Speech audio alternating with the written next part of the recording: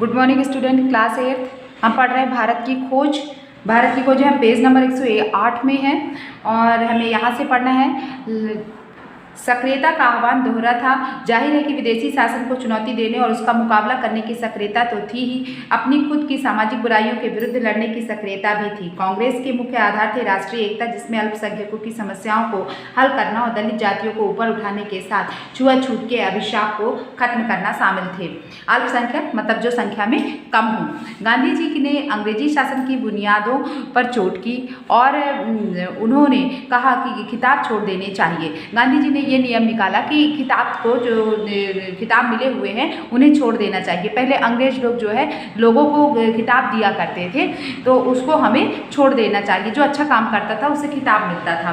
गरचे कम लोगों ने किताब छोड़ दिए, कुछ ही लोगों ने छोड़े, लेकिन अंग्रेजों द्वारा दिए गए इन किताबों के लिए आम जनता में इज्जत समाप्त हो गई और ये पतन के प्रतीक बन गए और नए मापदंड और मूल्य स्थापित हुए। वायसराय के दरबार और राजवाड़ों की शान शौकत को जो इतना अधिक प्रभावित करती थी, बेहद उपहासास्पद, अभद्र और शर्मनाक लगने लगी, क्योंकि वह आम जनता की गरीबी और कष्टों से घिरी हुई थी। धनी लोगों ने भी कम से कम ऊपरी तौर पर उनमें से बहुतों ने सादा रहन सहन अपना लिया। वेशभूषा में उनमें और मामूली लोगों में कोई अंतर नहीं रह गया। कांग्रेस के पुराने नेता जो एक अलग और ज्यादा निष्क्रिय परंपरा में पले थे, इन नए तौर तरीकों को आसानी से नहीं अपना सके और आम जनता की इस संगठन से उन्हें परेशानी हुई। लेकिन जो हवा पूरे देश में बही, इन लोगों में भी उसका नशा कुछ दूर तक भर गया। ऐसा कहा जाता है कि भारतीय मानस मूलतः निवृत्त मार्गी है, पर गांधी जी इस निवृत्त मार्गी के एकदम विपरीत थे। भारतीय जनता की निष्क्रियता के विरुद्ध संघर्ष करने और इसे बदलने के लिए जितना काम उन्होंने किया, किसी दूसरे ने नहीं किया। उन्होंने हमें गांवों की ओर भेजा और कर्म के इस नए संदेश को ले जाने वाले अनगिनत दूतों की गतिविधियों से देहात में चहल पहल मच गई। किसानों को झकझोरा गया। हम लोगों पर प्रभाव दूसरे ढंग का था। हमने पहली बार ग्रामीण को उसकी कच्ची झोपड़ी में भूख की इस छाया के साथ जो हमेशा उसका पीछा करती है चिपेट देखा। हमने इन यात्राओं से भारतीय अर्थव्यवस्था के बारे में पुस्तकों और विद्वतापूर्ण भाषणों की तुलना में अधिक जाना। जो भावात्मक अनुभव हमें पहले हो चुके थे, उन्हें बल मिला। आर्थिक, सामाजिक और दूसरे मामलों में गांधी जी के विचार बहुत सख्त थे और उन्होंने इन सब को कांग्रेस पर लादने की कोशिश नहीं की। इनमें से कुछ विचारों को उन्होंने कांग्रेस में बैठाने की कोशिश की। वे सावधानी से आगे बढ़े क्योंकि वे जनता को अपने साथ ले चलना चाहते थे। बहुत से लोगों ने अपने सभी विचारों को स्वीकार नहीं किया। कुछ लोगों का उनके बुनियादी दृष्टिकोण से मतभेद था।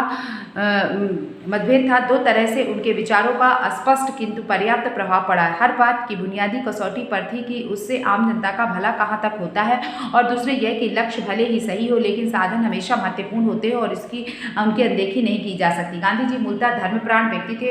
वे धर्म को मानने वाले व्यक्ति थे। वे अपने अंतरतम की गहराइयों तक हिंदू हैं, लेकिन धर्म संबंधी उनकी अवधारणा का किसी सिद्धांत, परंपरा या कर्मकांड से कोई संबंध नहीं है। उनका बुनियादी सरोकार उन नैतिक नियमों में उनके दृढ़ विश्वास से है जिन्हें वे सत्य या प्रेम के नियम कहते हैं। सत्य और अहिंसा, इन दोनों शब्दों को वे एक ही अर्थ के लिए अदल बदल कर इस्तेमाल करते हैं। गांधी जी सत्य और अहिंसा के पुजारी हैं। सत्य राह पर चलने को मानते हैं और अहिंसा का मतलब होता है किसी को जीव को मारना नहीं। ये क्या कहलाता है? अहिंसा कहलाता है।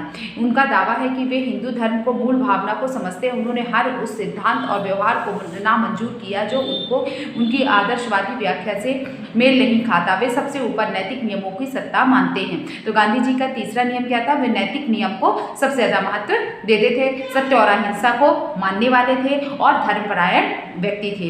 वह भी उस रूप में जिस रूप में उन्होंने खुद उन्हें समझा है। जीवन के अन्य पक्षों की ही तरह औसत आदमी के लिए इसमें से राजनीति में परेशानी और अक्सर गलतफहमी पैदा होती है, लेकिन कोई बाधा उन्हें अपनी पसंद के सीधे रास्ते से नहीं हटा पाती, क्योंकि एक सीमा के भीतर वे बराबर अपने को बदलती हुई स्थिति के अनुरूप ढालते चलते हैं। वे हमेशा खुद अपने से शुरुआत करते हैं। उनकी कथनी और करनी में इतना मेल होता है जितना हाथ और दस्ताने में।